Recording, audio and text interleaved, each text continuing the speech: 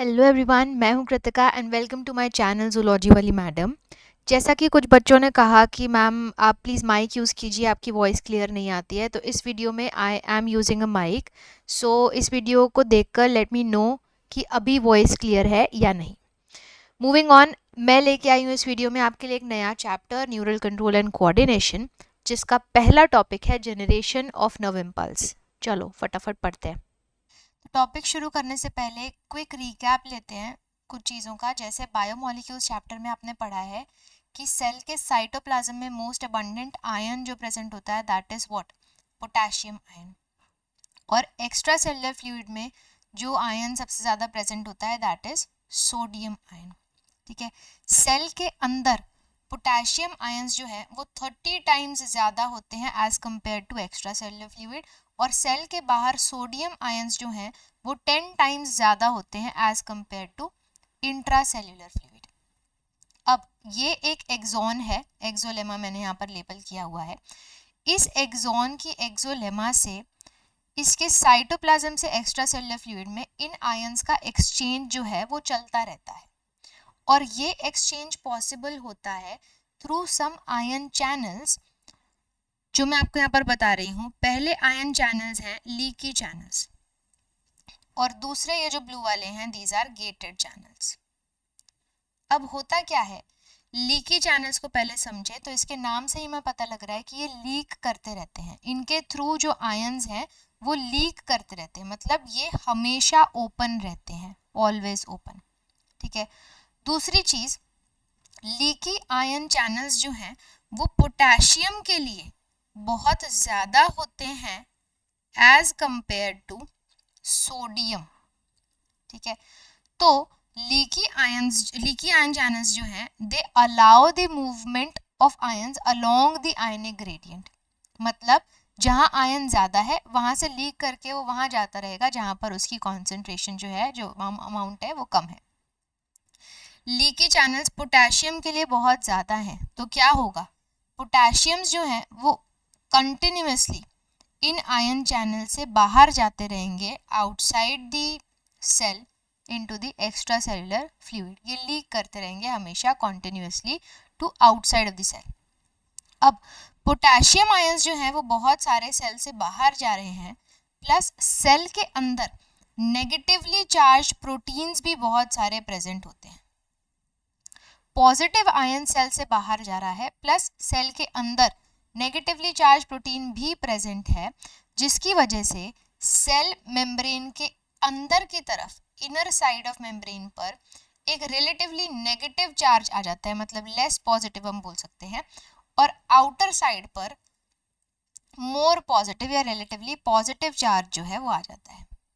तो जब हमारा ये एक्सॉन या फिर न्यूरॉन की जो सेल है ये रेस्टिंग स्टेट में है, तो रेस्टिंग स्टेट में मतलब इसके पास अभी कोई सिग्नल नहीं है, कोई भी स्टिमुलस नहीं आ रहा है। ठीक है, उस टाइम पर इसकी ये जो मेम्ब्रेन है ये कैसी मेम्ब्रेन है, it is polarised membrane. Polarised मतलब इस मेम्ब्रेन के दोनों साइड्स पर अलग अलग चार्ज जो है वो जेनरेट हो रहा है। अब रेस्टिंग मेम्ब्रेन पर ही, रेस्टिंग के टाइम पर ही इन दोनों चार्जेस का जो डिफरेंस होता है that is called resting membrane potential, RMP, जो कि एक नर्व सेल के केस में -70 मिली वोल्ट का होता है। माइनस का मतलब क्या है कि जो मेम्ब्रेन है उसके इनसाइड का चार्ज नेगेटिव है, इसीलिए हम इसको -70 मिली वोल्ट लिख रहे हैं। मान लो कि अंदर का चार्ज पॉजिटिव होता और बाहर का चार्ज नेगेटिव होता तो हम इसको +70 लिखते हैं, क्योंकि अंदर का चार्ज जो है वो पॉजिटिव है। क्लियर, ये तो हो गए लीकी चैनल्स की बात। अब लीकी चैनल्स हमने बोला कि पोटेशियम के ज़्यादा होते हैं, तो हम ये बोलते हैं, NCERT की एक लाइन है कि जो रेस्टिंग मेम्ब्रेन है it is more permeable to potassium as compare to sodium. क्यों, क्योंकि लीकी चैनल्स जो हैं पोटेशियम के वो ज़्यादा होते हैं एज कम्पेयर टू सोडियम। दूसरे चैनल्स यहाँ पर आते हैं गेटेड चैनल्स। गेटेड चैनल्स पर क्या है, गेट लगा हुआ है सॉरी, गेट लगा हुआ है, तो क्या हो रहा है कि वो गेट कब खुलेगा, जब घंटी बजेगी, मतलब कि कोई सिग्नल आएगा। जैसे ही इस सेल के पास सिग्नल आएगा तो ही ओपन होंगे गेटेड चैनल्स, हमेशा ओपन नहीं रहेंगे। गेटेड चैनल्स भी दोनों के लिए प्रेजेंट है, सोडियम के लिए भी है, पोटेशियम के लिए भी है। प्लस गेटेड चैनल्स भी मूवमेंट को अलाउ कर रहे हैं अलोंग द आयनिक ग्रेडियंट। मतलब जब ये चैनल भी खुलेंगे तो सोडियम जो है वो बाहर से अंदर आएगा और पोटेशियम जो है वो अंदर से बाहर जाएगा। ठीक है, along the ionic gradient movement allow कर रहे हैं। तो ये तो हो गए दो आयन चैनल्स। अब तीसरी चीज यहाँ पर आती है सोडियम पोटेशियम एटीपीएज पंप। इसे हम बोलते हैं sodium potassium ATPase pump. ATPase नाम सुन के हमें क्या पता लग रहा है कि एटीपी की हाइड्रोलिसिस कराने के केपेबल है। ठीक है, एटीपी की हाइड्रोलिसिस कराएगा तो एटीपी को किस में कन्वर्ट करेगा, एडीपी में, और एनर्जी गेन करेगा। अब अगर ये एनर्जी गेन कर रहा है, पंप है, तो मतलब ये against the ionic gradient ions को भेजेगा यूजिंग एनर्जी, यूजिंग एटीपी। तो मतलब सोडियम पोटेशियम एटीपीएस पंप क्या करता है, सोडियम जो ऑलरेडी सेल के बाहर जाता है उनको और बाहर भेजता है, पोटेशियम जो ऑलरेडी सेल के अंदर जाता है उनको और अंदर की तरफ भेजता है। तो यूजिंग 1 एटीपी, एक एटीपी को यूज करके ये सोडियम पोटेशियम पंप 3 सोडियम को बाहर भेजता है, जो ऑलरेडी सोडियम बाहर ज्यादा है 3 सोडियम को बाहर भेजेगा, और इन टर्न 2 पोटेशियम को अंदर भेजता है यूजिंग 1 एटीपी। ये भी बनता है इंपॉर्टेंट क्वेश्चन। अब 3 पोटेशियम अगर ये बाहर भेज रहा है और 2 पोटेशियम अंदर भेज रहा है तो अंदर एक नेट नेगेटिव चार्ज को मेंटेन करके रख रहा है। तो हम बोलते हैं कि रेस्टिंग स्टेट में जो हमारा रेस्टिंग मेम्ब्रेन पोटेंशियल है उसको मेंटेन करके कौन रखता है, सोडियम पोटेशियम एटीपीएज पंप।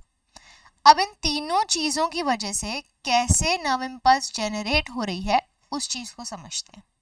सबसे पहला स्टेट जो मैंने तुम्हें बताया that is the resting state. Resting state में क्या हो रहा है, मैंने तुम्हें बताया कि अंदर के पॉजिटिव ज़्यादा है, बाहर Na पॉजिटिव ज़्यादा है, प्लस के पॉजिटिव जो है वो लीकी चैनल से, के पॉजिटिव पोटेशियम के लीकी चैनल से वो कंटिन्यूअसली सेल से बाहर लीक होता जा रहा है, सेल से पॉजिटिव चार्ज का लॉस हो रहा है, प्लस सेल के अंदर नेगेटिवली चार्ज प्रोटीन्स भी हैं, जिसकी वजह से सेल मेम्ब्रेन के अंदर की साइड जो चार्ज होता है दैट इज नेगेटिव और बाहर की साइड जो चार्ज होता है दैट इज पॉजिटिव। और रेस्टिंग मेम्ब्रेन पर जब इस सेल के पास कोई भी सिग्नल नहीं है उस टाइम पर इन दोनों के डिफरेंस को हम बोल रहे हैं resting membrane potential which is -70 millivolt. ठीक है, अब इस सेल के पास आया सिग्नल, सिग्नल भी कौन सा आना चाहिए, थ्रेशोल्ड सिग्नल। थ्रेशोल्ड सिग्नल का मतलब क्या है कि मिनिमम अमाउंट ऑफ सिग्नल जो कि ज़रूरी है for a cell to respond, किसी भी सेल को रिस्पॉन्ड कराने के लिए जो मिनिमम से मिनिमम स्टिमुलस तो चाहिए ही चाहिए, that is called threshold stimulus या फिर थ्रेशोल्ड सिग्नल। जैसे ही इस सेल को ये थ्रेशोल्ड सिग्नल मिलेगा, सिग्नल आते ही कौन से चैनल्स खुल जाएंगे, गेटेड चैनल्स। सबसे पहले खुलते हैं सोडियम के गेटेड चैनल्स। फर्स्ट ओपन होंगे सोडियम के gated channels. Gated channels along the ionic gradient movement को अलाउ कर रहे हैं, तो सोडियम जो है वो बाहर से कहाँ आने लगेगा, फटाफट सेल के अंदर। सेल के अंदर सोडियम आएगा मतलब सेल के अंदर बहुत सारा पॉजिटिव चार्ज आ रहा है, तो सेल के अंदर का मेम्ब्रेन के इनसाइड जो चार्ज होगा वो धीरे धीरे मोर पॉजिटिव होता जाएगा दैन दी आउटसाइड। आउटसाइड जो होगा वो लेस पॉजिटिव या फिर नेगेटिव हो जाएगा। तो मतलब रेस्टिंग मेम्ब्रेन में जो पोलैरिटी थी अंदर नेगेटिव बाहर पॉजिटिव, वो अब चेंज हो गई है और क्या हो गई है, अंदर पॉजिटिव बाहर नेगेटिव। इसी स्टेप को हम क्या बोलते हैं, डीपोलराइजेशन। मतलब सेल ने सिग्नल को रिस्पॉन्ड कर दिया है, डीपोलराइज हो रहा है, सिग्नल जो है वो पहुंच गया है सेल के पास। अब within a few milliseconds, अच्छा ये भी समझो कि डीपोलराइजेशन होते होते जो ये मेम्ब्रेन का पोटेंशियल था जो -70 था that reaches up to +30 millivolt. अब यहाँ पे हमने प्लस क्यों लिखा है, क्योंकि मेम्ब्रेन का अंदर का चार्ज जो है वो पॉजिटिव है। क्लियर। डीपोलराइजेशन होने के कुछ ही मिली सेकेंड्स बाद सोडियम के जो गेटेड चैनल्स खुले थे ये हो जाते हैं अब बंद। सोडियम के गेटेड चैनल्स बंद होने की वजह से अब अंदर कोई सोडियम आ नहीं पा रहा, मतलब अंदर पॉजिटिव चार्ज नहीं आ पा रहा। और इसी टाइम पर पोटेशियम के गेटेड चैनल्स हो जाते हैं ओपन।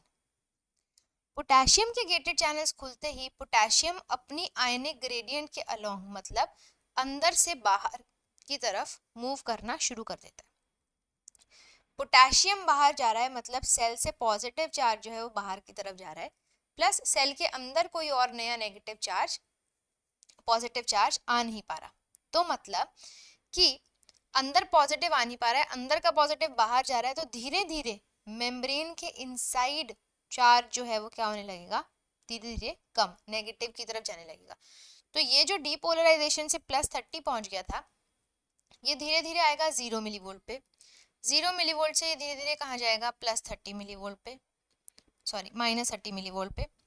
-30 मिलीवोल्ट से फिर धीरे धीरे ये कहाँ पहुंच जाएगा, -70 मिलीवोल्ट तक, मतलब रेस्टिंग मेम्ब्रेन पोटेंशियल तक। डीपोलराइज मेम्ब्रेन से वापस रेस्टिंग मेम्ब्रेन पोटेंशियल को अचीव करने का ये जो प्रोसेस है, इसे हम बोल रहे हैं रीपोलराइजेशन।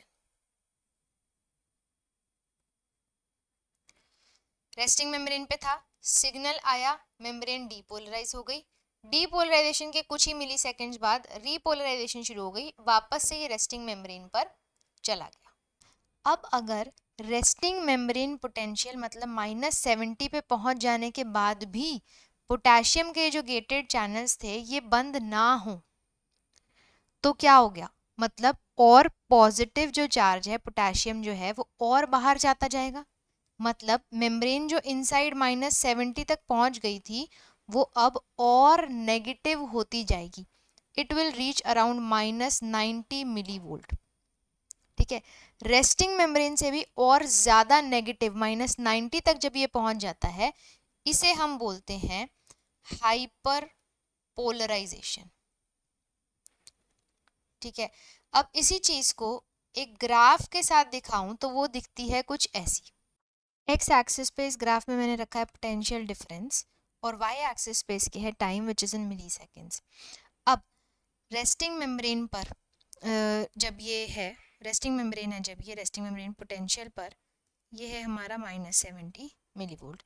जैसे ही इस सेल के पास आया है थ्रेशोल्ड स्टिमुलस, थ्रेशोल्ड स्टिमुलस इस केस में, नर्व सेल के केस में एटलीस्ट इतना स्टिमुलस होना चाहिए जो इसके रेस्टिंग मेम्ब्रेन पोटेंशियल को -70 से एटलीस्ट -60 या -55 तक ले जा सके।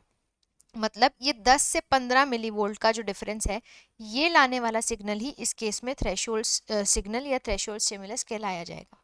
तो जैसे ही इसको ये मिला हमारा थ्रेशोल्ड स्टिमुलस, थ्रेशोल्ड स्टिमुलस मिलते ही इसमें क्या शुरू हो गई, डीपोलराइजेशन।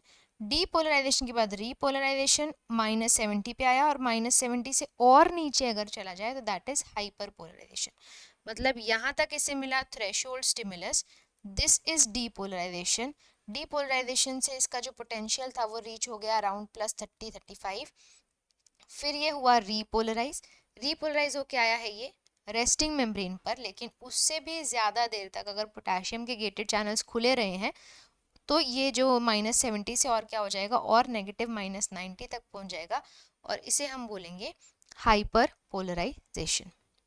तो this is all about generation of nerve impulse, जो कि एनसीईआरटी में है और उसके भी थोड़ा सा बियॉन्ड है, पर ये इतना आपको एटलीस्ट रिक्वायर्ड है इस चीज़ को समझने के लिए।